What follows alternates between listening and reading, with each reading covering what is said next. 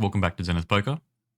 In this tutorial, we'll be looking at small blind versus big blind, single raise pot, and we'll be focusing on the connected high boards, and we'll be looking at some of the turn and river runouts that change the board.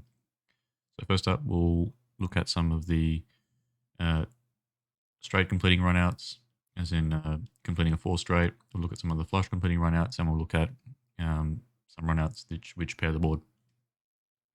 So let's have a look. We'll start off with this King Queen 10. That seems interesting. And we can focus on a few different lines, but mainly sort of this small bet line, which we saw was quite common on these high connected high boards. Small bet call, and we'll look at the turn report. We'll see what exactly is happening to the EV of the out of position player, the small blind. So the small blind's EV increases when the jack comes. So it's increasing when the it's relatively high up in terms of the number of in terms of the EV out of all the hands. When the jack comes, and then when the flush comes, it's relatively low. So the average is 4.37 after it goes bet call. The jack increases it here to 4.56, but on the other hand, a spade decreases it, and then ace seems to decrease it as well. So jack completes the 4 straight, specifically the 4 straight with the ace. So you're going to have King Queen 10 and jack. So the ace basically will complete Broadway, and the small blind is going to have a fair amount of ace X in the betting range. So let's have a look at that. Jack of clubs.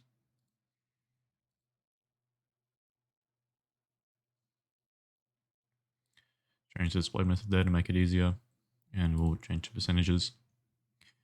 As we can see on the jack, all right, we've got a 4 straight, king through 10, and the straight is either an ace or a 9.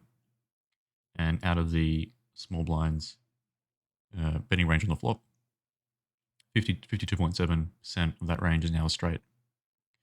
It doesn't say quite how much is the ace straight and which is the 9 straight, but as you can see, there's a lot more ace straight than there is 9 straight.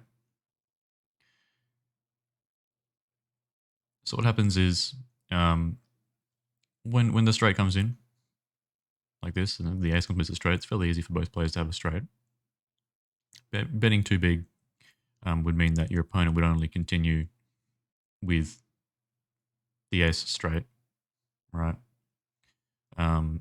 Noticing here that if, say, for example, you bet twice the pot, here's 9, if you bet twice the pot, the in-position player basically only continues with the ace. It's very difficult to actually come up with any bluffs that can really outdraw this. And it's really quite difficult there.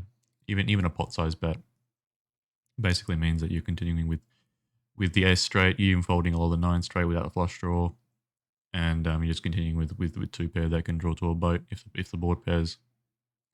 All these flush draws either have one of those pairs or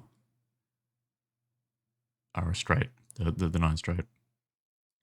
So betting big is a bad idea, just because the in-position player has a lot of straights as well. They're 45.8%. So the idea is to bet small, right? You're betting small with a lot of the ace, a lot of the 9, and you're trying to get called by worse. So here, if you bet half the pot, you're betting half the pot. What is the value component of this range? The value component is basically just the ace straight. Betting half the pot is actually a fairly big bet in this run out. Here, these sets are being used as semi-bluffs. If the board pairs on the river, you've made a boat and you've outdrawn your opponent straight. And your opponent's quite likely to have a straight after you make this half pot bet and they call. And then there's a few other hands here which are basically just used as kind of airball bluffs the main bluffs are sort of these flush draws, pair plus flush draws, sort of these flush draws down at the bottom right of the matrix there. Otherwise, you're betting here this quarter pot, and now this quarter pot is a combination of the ace straight and the nine straight, right? So you're betting both those hands here, the ace straight and the nine straight, and the value component of the range is 61.3%. So fairly value heavy, and it's value heavy because of the small bet size. Can't really be bluffing too much. You bet small, sometimes you're going to get raised, and this raise size is all in. Basically, what is it saying? Any of these ace straights with a flush draw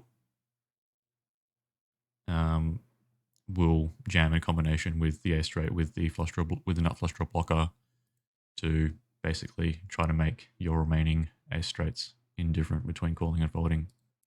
That's pretty nice touch there. Bet another quarter pot and then call river brick, betting quarter pot again. So these very small sort of bet sizes. If you end up getting raised to like a weird size here on the turn, like a pot size raise or even a half pot size raise, but so this pot size raise, you're folding the nine straight. You're only continuing with the ace straight and the sets. So yeah, don't be afraid to bet small and fold that bottom end of the straight when it's four in a row like that. Let's have a look at another flop just so we get hammering that sort of point.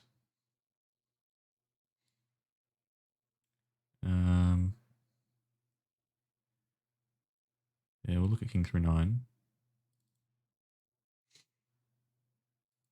So king 10-9. We'll have a look at the check line this time. So when he goes check, look at the turn report. When he goes check, for the opposition player, their checking range is going to be much weaker than the betting range. But when he goes check,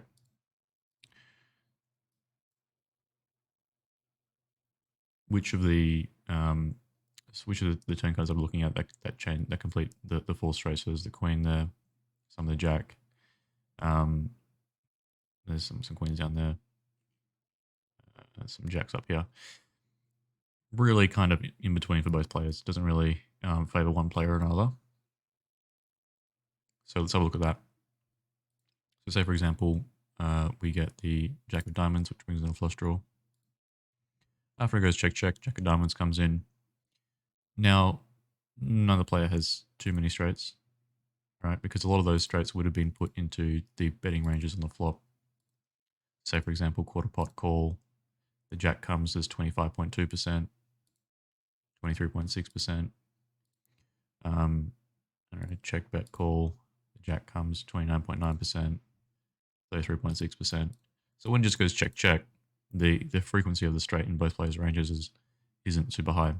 And by the straight, just the queen, because there's only the queen and ace queen being the nut straight, and then just queen x being the second straight. So when there's only one straight compared to two possible straights, or another way of thinking about when it's a gut shot straight versus an open-ended four straight on the board, the number of straights in both players' ranges is going to be changing a lot. And now because there's not that many straights in other players' range, afterwards check on the flop, the bet size is going to be slightly bigger. Obviously, betting too big, say for example, you bet like 3 times a pot. If you bet 3 times a pot, then basically they're just only continuing with a straight and two pair to try to draw to a set, and then these top pairs here are flush draws. So it's pretty easy to defend against these very big bets. If there's a full straight on the board, you basically just continue with straights, two pairs, and other pairs that have really good equity, such as a flush draw. And sometimes you do have to bluff catch when the bet isn't super big. So for example, there's a pot size bet, but this 2 pot size bet is pretty easy to defend because you're just selecting straights to continue two pairs to continue, which can draw to a boat, and basically any of these pairs with some sort of flush draw or redraw to the stronger straight. For example, here this ace jack can draw to a queen and then suddenly has become Broadway.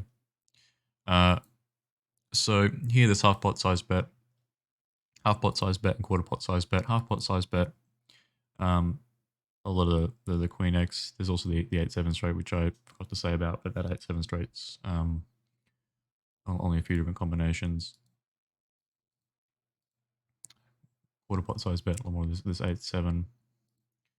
Now, because both players don't have as many straights as on the previous board that we looked at, there's more value betting of hands like two pair. Trips would have bet the flop a lot of the time, so all these just two pairs now. And a lot of those two pairs would have been made with a jack, so all this jack 10, jack 9, king jack. Those two pairs there, and then the remainder of the S's, and even some of these top pairs will bet and then try to get the showdown. So say for example, quarter pot bet, call as a brick. You got these top pairs here betting very small again to try and get called by a weaker pair, and if there's a stronger hand, that's going to raise you anyway. Or half pot call. Now a lot of these top pairs are checking, with the exception of ace king, still betting small, but a lot of them are checking. So that's how this top pair plays in this check the straight comes line. You can bet small a couple of times in order to get called by a weaker pair. So don't be afraid when you're out of position to make these small sort of block bets, because if you check, your opponent's going to be betting their straight into you anyway. So they're straight in two pairs into you anyway. So betting small, getting called by worse, while also if you get raised and you're like indifferent and you're saying to be indifferent. So for example, bet call and then bet river, you get raised. All these top pairs are indifferent. So say for example, we could look at the half pot bet line. Half pot bet, right? So what kinds of bluffs are you going to be using on this kind of board? So a lot of this is ace high. So ace high, if the queen comes, you made Broadway. So that's pretty nice. And then some of the flush draws is the main thing. There's some other stuff you can throw in there, like a random jack, in pocket twos. These kinds of hands, all your bluffs should be having some draw equity against your opponent in some sort of way. A jack is difficult to say whether it's a bluff or a value bet. It's very much in between at that stage. There's the jack 8. I mean, there's a jack 8. I mean, jack 8 is nice because when the 7 comes, it's got a straight as well. So it can outdraw some two pairs. So betting here, quarter pot call, sorry, half pot call, and now you're on the river. All the top pairs are now checking. Different in the quarter pot line where all the top pairs were still betting quarter pot. And now you've got a few different bet sizes on the river. After this sort of filter on the flop in this half pot bet call line, both players are going to have much more straights. So say for example here in position is going to have 23.2, out of position is going to have 28.1. There's the ace queen being played kind of passively, going for the check raise all in. So check, bet here, and then just rip it in with ace queen to try and make your opponent straights indifferent. So that's a way you can play ace queen, or betting small and you get raised, you just rip it in. So the only thing it doesn't do is it doesn't bet big, because if it bets big, you're kind of just repping a queen, and it doesn't really make sense for your opponent to raise any of their queen X into you, because ace queen would just rip it. So that's why I like if you make this pot size bet, these hands are indifferent, even though like it doesn't make sense. It's just a nonsense line because you don't really have ace queen. The reason why this particular set of hands is making the small raise without any bluffs is to try to make ace queen somewhat closer to indifferent between betting the small size and then betting this big size. But ace queen doesn't make sense to bet in this big size because it's too queen x heavy. When it's too queen x heavy, the other player's not going to raise the queen x, right? So with ace queen, you're going to want to be putting it into to a smaller size or checking, because then your opponent will bet their queen x and then you just rip it into them. So say for example here with these two pairs is betting like half pot. Some of these straights are raising, and then the queen x ace queen jams with the rest of the queen x. And like because you're trying to fold your opponent off a chop, you need a lot of bluffs to make your opponent indifferent. So that's why there's that bluff to value ratio, ace queen being nuts. So when you have the nuts here, ace queen, try to make sure that you can try to stack your opponent's queen x by putting in a line which basically gets your opponent to bet or raise you with their queen. But if you put it into the rest of your queen x, then it's not gonna go well for you because your opponent's just not gonna raise. And obviously, if you bet too big on the river, your opponent can just basically just only continue with a straight. Straight sets and some of the two pairs, so you're not really getting enough value when you've got a straight yourself, so you can't bet too big. Check, face a half pot bet, and then basically, I think we looked at this earlier, check jamming all the queen x. And there's a little bit of just this other random airball stuff, which is jamming as well. I don't expect too many people to be able to find that, but like it's kind of blocking these weaker queen x's here. So it's an interesting bluff jam candidate. But when you're trying to fold your opponent off a bluff, off a chop, you do need a lot of bluffs in order to do that. Okay. I'm conscious of time. Let's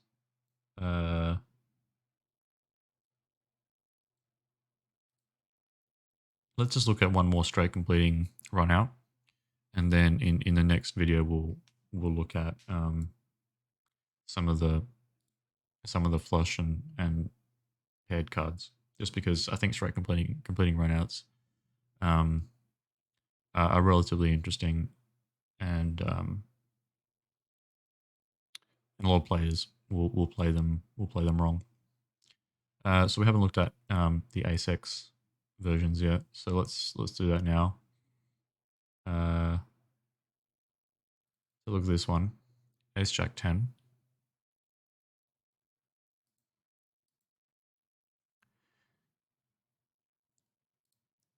Okay, so ace jack 10. The flop straight is the king queen, and on this flop there's going to be a lot of top pairs of two pairs. So here ace queen, ace jack, so ace king, ace queen, ace jack, ace 10. They're all basically betting at very very high frequency.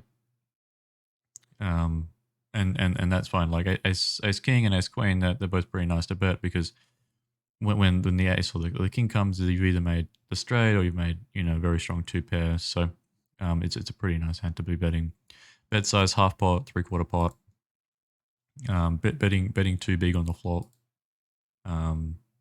isn't so good, because you basically only get your opponent to continue with the king queen or all their two pairs themselves. All the top pairs are basically just starting to fold off now. So don't bet too big on the flop. Here, even betting like 3/4 pot still gets your opponent to call all the top pairs, and then some of the middle pairs and weaker pairs are starting to fold, depending on whether they've got the additional draw or backdoor draw.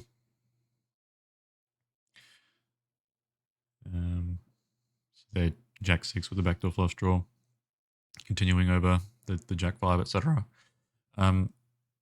So it's important to know when to be folding sort of middle pairs on the flop.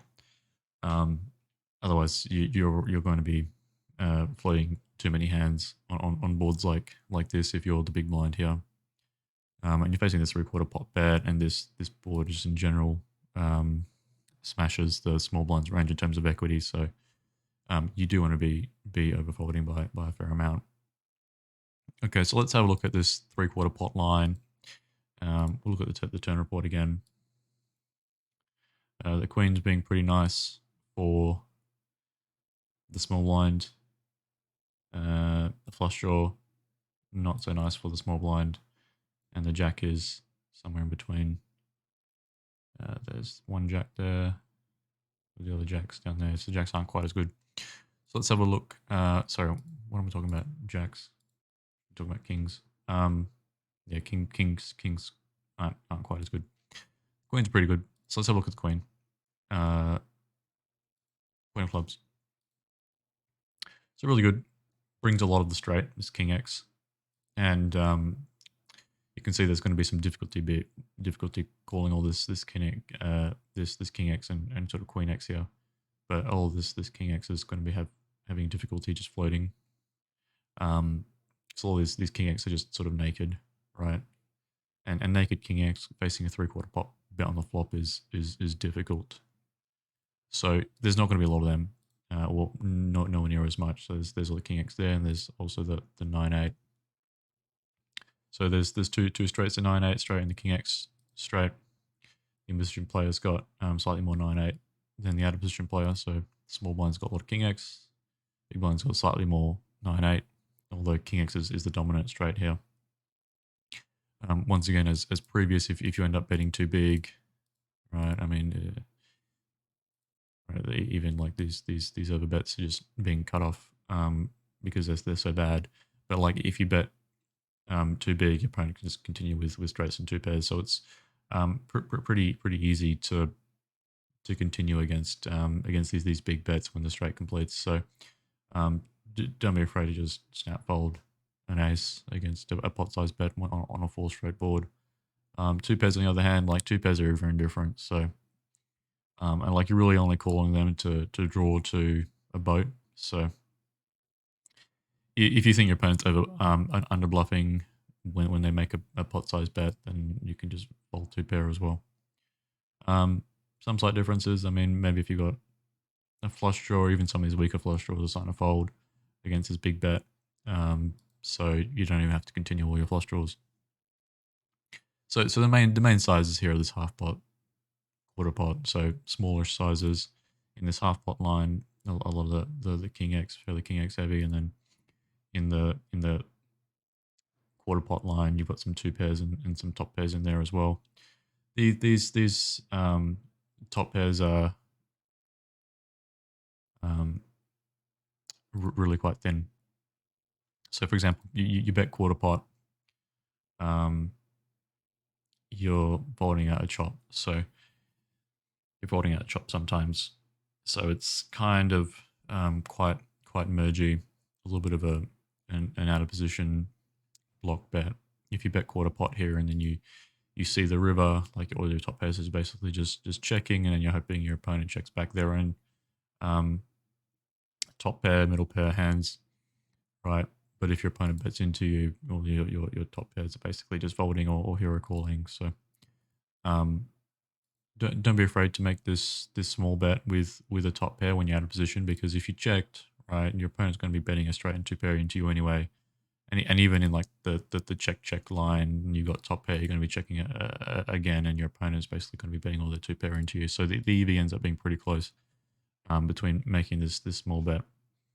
And if you don't make this small bet with your top pairs, your checking range is going to be too top pair heavy. So your opponents can try to exploit that by betting slightly more frequently with say, for example, a straight and 2 pair. Because say, for example, you just bet all this a lot of this straight at the same frequency, all the 2 pairs at the same frequency, but all these top pairs checked, your opponent would be betting more often into you. And just to sort of illustrate that, I guess we could node lock it. So for example, we just node lock it to check all of this top pair.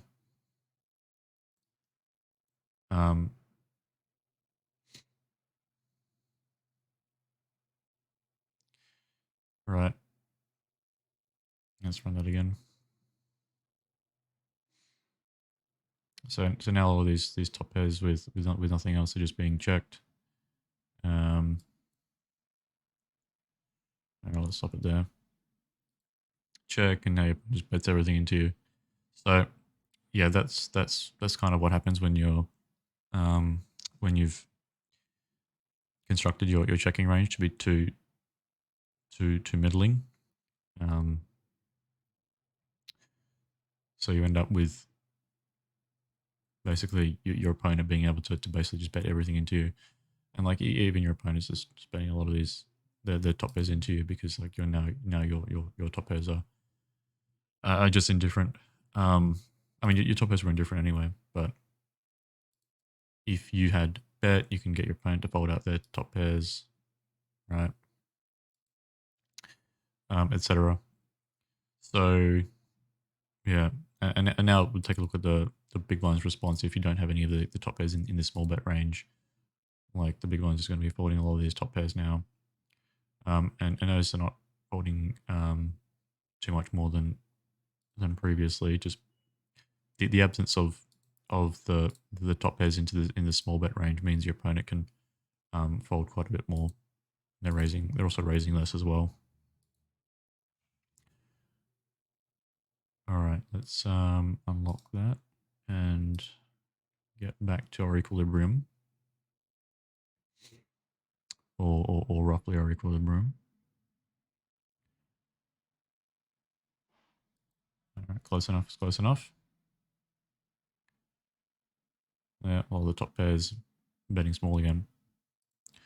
Now in the small bet line, your opponent's top pairs are now indifferent. So that's how you're getting your opponent to be kind of indifferent with those hands. If you're here in the big blind in a spot like this, and your opponent isn't making these small bets with top pairs, and you can just fold all the top pairs and middle pairs yourself because your opponent will be kind of under bluffing.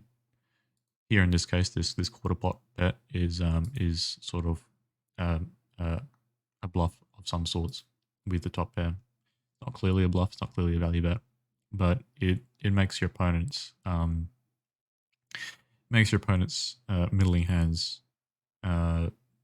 too easy to get away on that sort of flop, and you're probably not going to be bluffing these other candidates such as these weaker pairs. All right. So now let's look at the half pot line. So half pot, that's fairly straight heavy. It's got some of the two pairs in there, even some top pairs and middle pairs. Bet half pot. Call. Well, the straights are just calling, right? If a lot of the straights raise, if a lot of the straights raise, then on the river, there's going to be the small blind is going to be betting very frequently. So say for example here, after this half pot bet, right, all the straights will raise. We can have a look at that just with a bit of node locking. Raising some more of these straights with a flush draw, for example.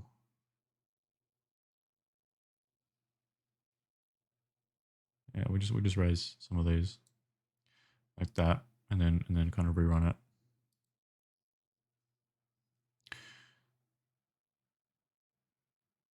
And notice I'm not raising all the straights, but just some of them.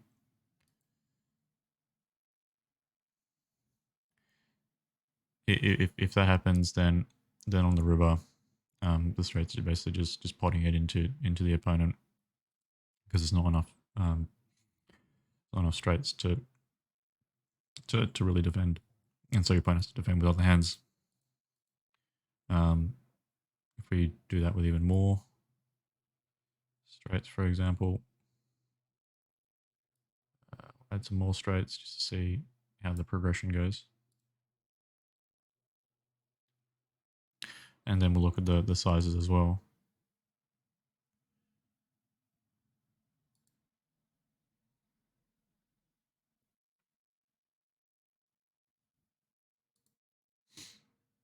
There you go. So went from pot size to twice the pot. Opponent's just not having enough straights to defend, and then say for example they just raise all the king x straight, like that.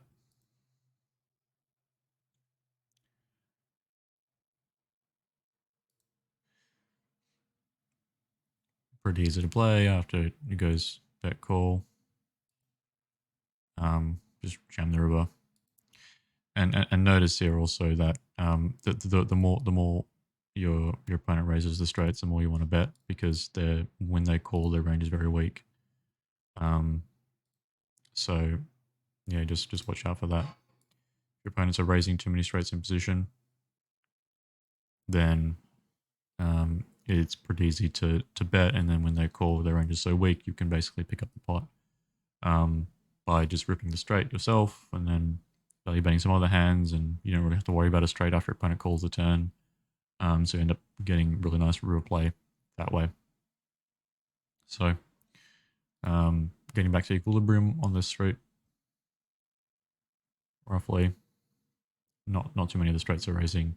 And after it goes bet call, the straights are just betting sort of half pot, right? Because in position's got a lot of straights, and you're going to want to get some value from hands weaker than a straight, such as two pair and top pair. And then the hands which come in for a bluff are basically just all these air balls, kind of missed 9x and 8x straight draws from the previous street, because a lot of those gut shots down here would have wanted to basically bluff.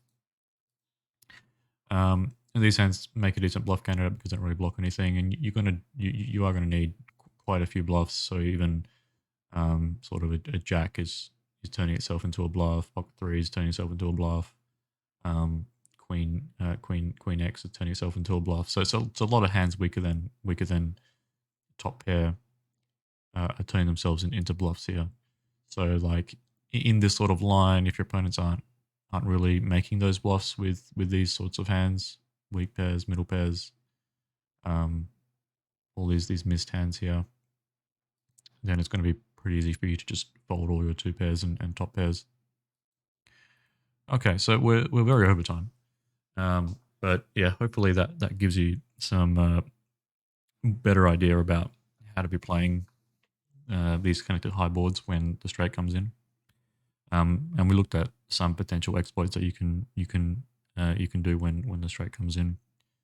And so in the next video, we'll keep going with connected high, because I want to cover what happens when the flush comes in, what happens when the board pairs. So we'll be looking at that next time. So thanks for watching, and I'll see you all in the next one. Bye now.